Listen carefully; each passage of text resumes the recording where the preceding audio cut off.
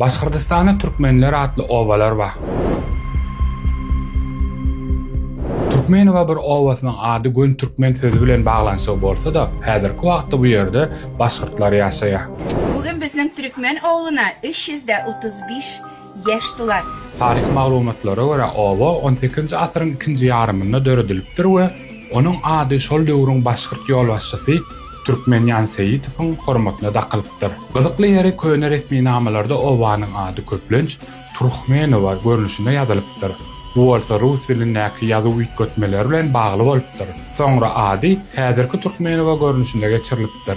Owanyň adyna bir goşunlysy bolsa, döredilen başga bir owanyň ikinji Turkmenova bilen tapawutlandyrmak üçin goşulypdyr. Russiýada 1500 atlar san bilen tapawutlandyrmak bu adaty ýagdaýdyr. Owanyň adynyň Türkmen bolmagy köp adamlarda sorag döredýär. Ol döwürde türki halklaryň arasynda Türkmen sözi diňe häzirki millet manysyna däl, käwagt şahsy at ýa-da lakam hökmünde hem ulanylypdyr.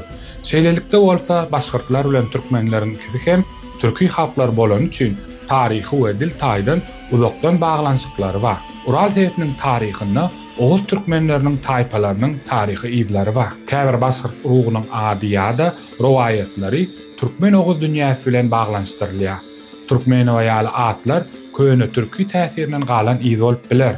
Emma häzirki wagtda taryhçylar bu owany etnik Türkmen owasy diýip resmi taýdan görkezmeýärler. Näme üçin hut owanyň ady Türkmen?